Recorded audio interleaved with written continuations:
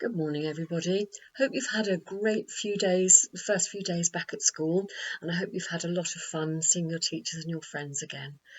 And for the stories, I think for the past few weeks, we've had some lovely people reading the stories, haven't we? We've had Lydia and Katie and Steve and Nick and Claire. Hannah did some stories right at the beginning when we weren't allowed to go to church, really. We've got me today, and then there'll be some more people reading the stories as well in the next few weeks. So let's get on with the story, shall we, today? And it's the same story that the grown-ups are going to be listening to in church today.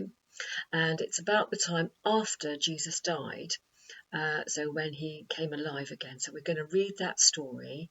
And then if you want to, there'll be some activities on the St. Peter's Messy Church page. And also for some older children, there's an activity pack that's on the website. So if you want to, get mum and dad to have a look at that and see if there's anything you'd like to do in that pack as well. So I'm going to read the story from the Jesus Storybook Bible this week, and it's called The Wonderful Surprise. Jesus' friends were sad. They would never see their best friend again. How could this happen? Wasn't Jesus the rescuer? The King God had promised. It wasn't supposed to end like this. Yes, but whoever said anything about the end? Just before sunrise on the third day, God sent an earthquake and an angel from heaven. When the guards saw the angel, they fell down with fright. And the angel rolled the huge stone away, sat on top of it, and waited. At the first glimmer of dawn, Mary Magdalene and other women headed to the tomb to wash Jesus' body. Can you see there's a picture of them just going towards the tomb, and they're carrying jars of spices because they were going to just go and clean the body and just look after it. The early morning slanted through the ancient olive trees, drops of dew glittering on leaves and grasses like little tears everywhere. The friends walked quietly along the hilly path, through the olive groves until they reached the tomb, and immediately noticed something really odd. It was open wide. They peered through the opening into the dark tomb, but wait, Jesus' body was gone. And something else. A shining man was there with clothes made from lightning. Can you see him? Wow, look at that white outfit that he's wearing. Don't be scared, the angel said. But they couldn't help it. They screamed anyway. What are you and who are you and what are you doing here? The angel asked them, well, what are you doing here? This is a tomb and tombs are for dead people. The women couldn't speak. Jesus isn't dead anymore, he's alive. And their hearts leapt, and then the angel laughed with such gladness that they felt for a moment as if they were woken from a nightmare. Can you see the ladies? Look, they're all shouting and screaming because they can't believe what they're hearing and what they're seeing. The other women rushed home, but Mary stayed behind. How could this be true? Jesus was definitely dead. How could he be alive? Just then, Mary heard someone else in the garden. Oh, perhaps it's the gardener. She thought, he'll know where Jesus' body is. I don't know where Jesus' body is, Mary said urgently. I can't find him. But it was all right. Jesus knew where she was, and he'd found her. Mary? Only one person said her name like that. She could hear her heart thumping. Boom, boom, boom, boom, boom. Does your heart go boom, boom, boom, boom when you're excited and it goes a bit faster? She turned around. She could just make out the figure. She shaded her eyes to have a look and thought she was dreaming. But she wasn't dreaming. She was seeing Jesus. Oh, she fell to the ground. Suddenly tears filled her eyes and a great sob shook her whole body. And all she wanted in that moment was to cling to Jesus and never let him go.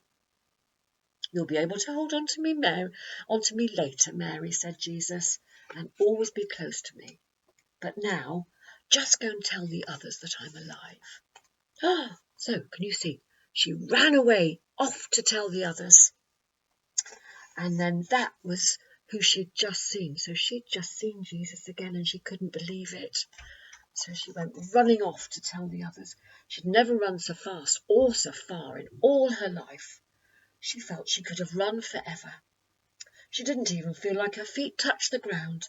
The sun seemed to be dancing and gleaming and bounding across the sky, racing with her and shining brighter than she could ever remember in the clear, fresh air.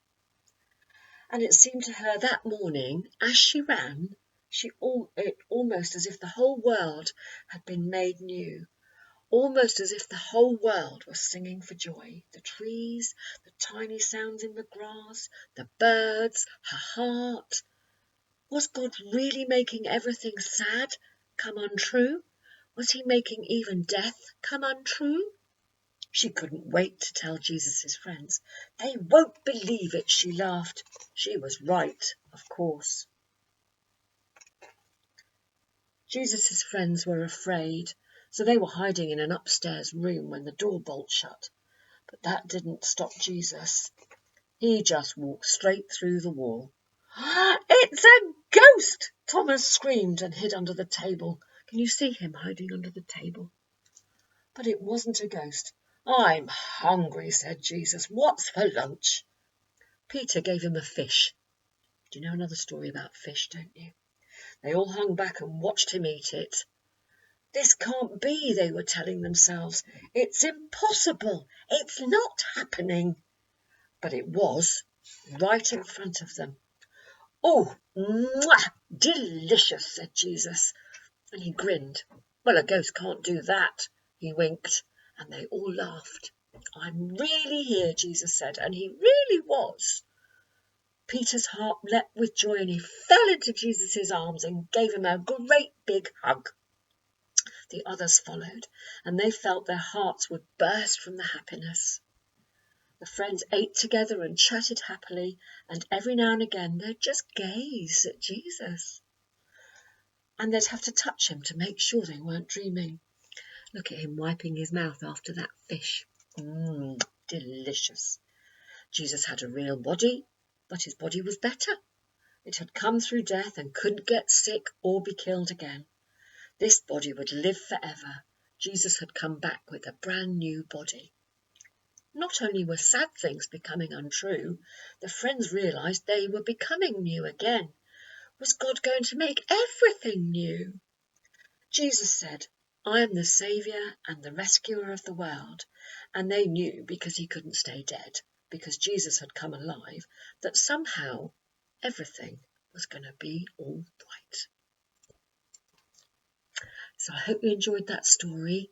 Don't forget to have a look on the St. Peter's Mercy Church website, Facebook page, and don't forget to look at the website. Have a good week, everybody. Enjoy school. Bye-bye.